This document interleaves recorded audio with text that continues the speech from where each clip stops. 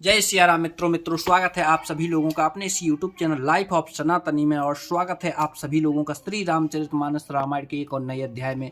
तो मित्रों, जैसा कि आप सभी लोग जानते हो कि पिछले वीडियो में श्री रामचरितमानस रामायण को बाल कांड में दोहा क्रमांक 266 पर समाप्त किया था, जहां पर भगवान राम धनुष तोड़ने के बाद का जो संवाद चलता है, कुछ दुष्ट लोग होते हैं, दुष्ट राक्षस होते हैं, उनके बीच संवाद चलता है। और यहीं पर भगवान परशुराम का भी संवाद होने वाला है लक्ष्मण जी के साथ।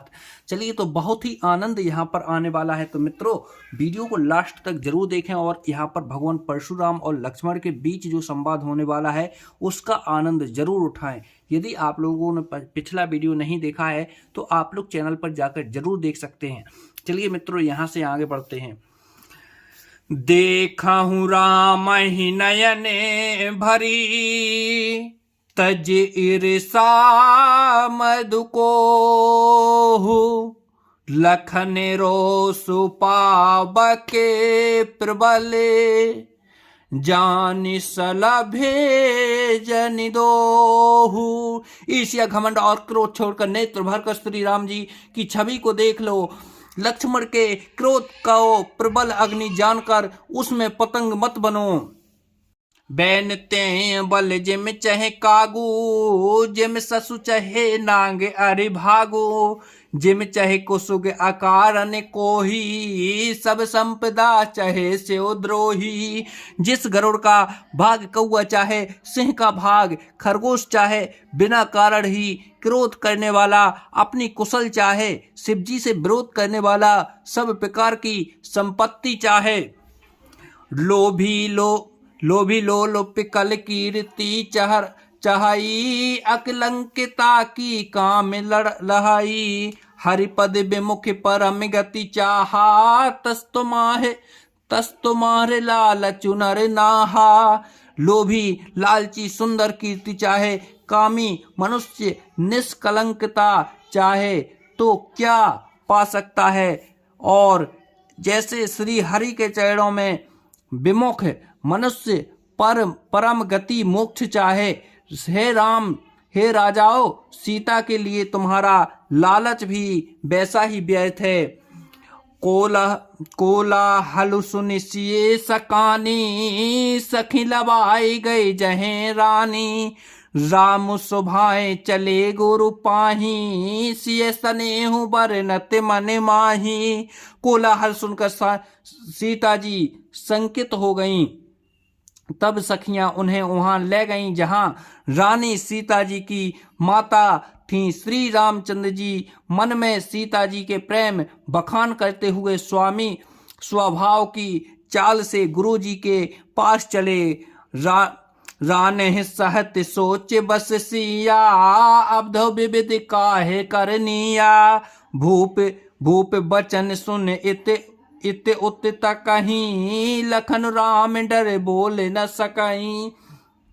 रानियों सहित सीता जी दुष्ट राजाओं के दुर्वचन सुनकर सोच के बस हैं कि ना जाने विधाता अब क्या करने वाला है।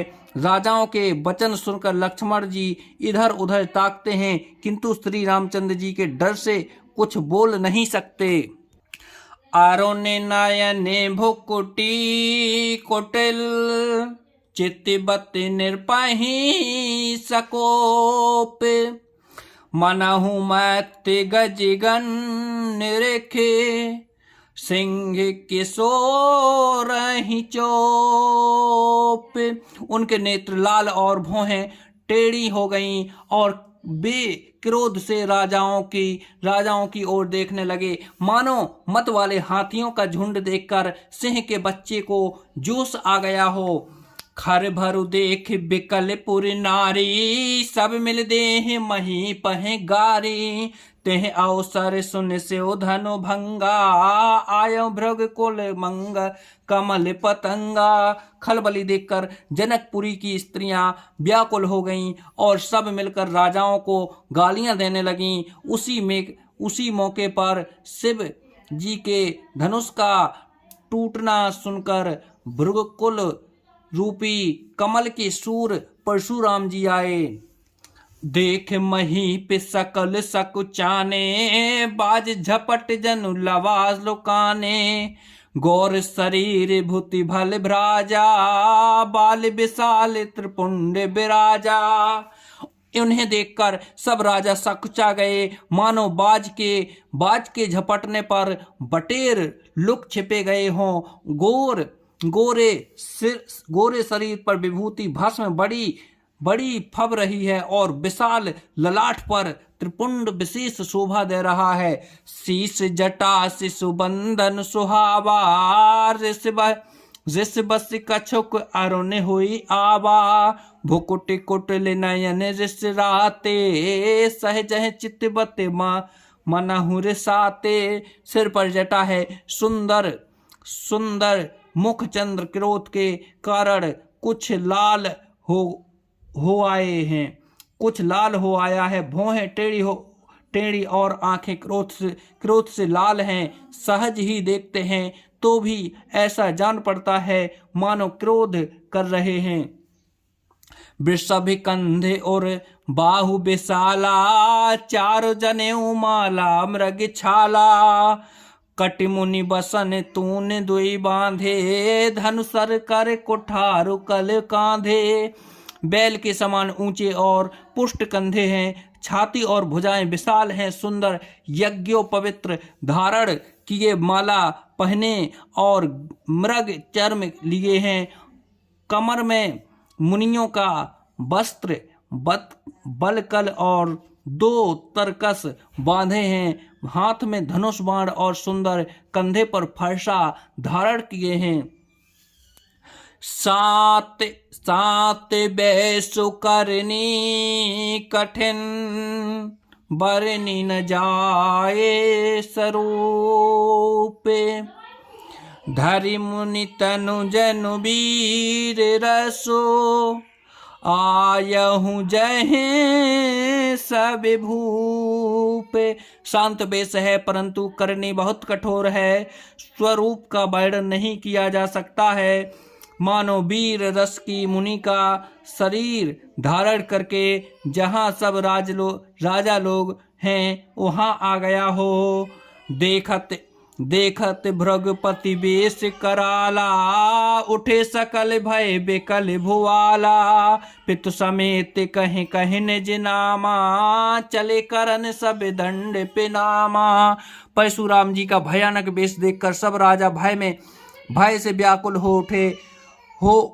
व्याकुल हो उठ खड़े हुए और पिता सहित अपना नाम कह कर सब दंडवत प्रणाम करने लगे। जह शोभाएं चित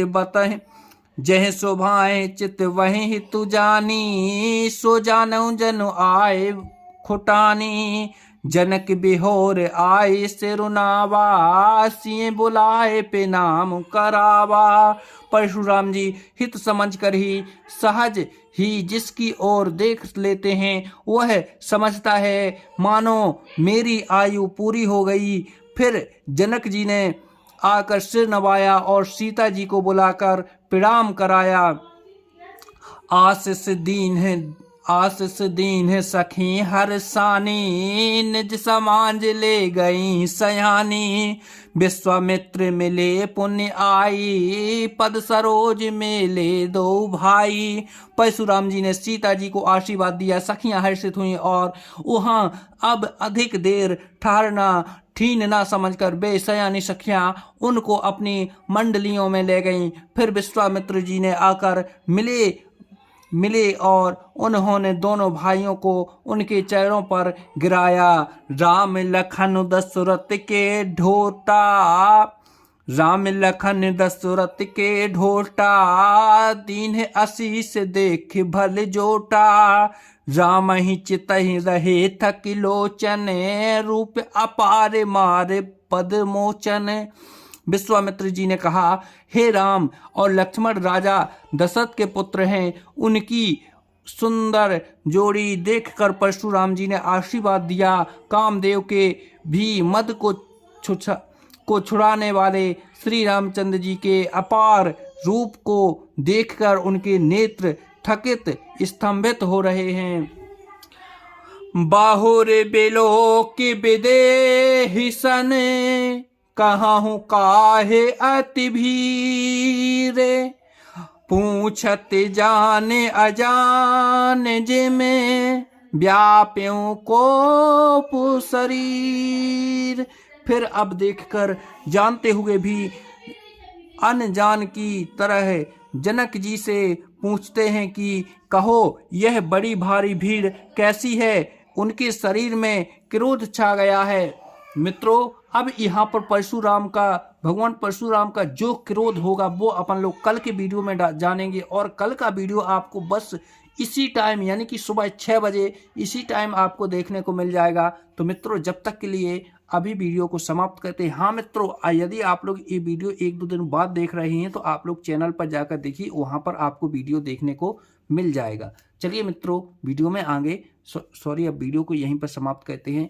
आप लोग कमेंट बॉक्स में जय श्री राम जरूर लिखें।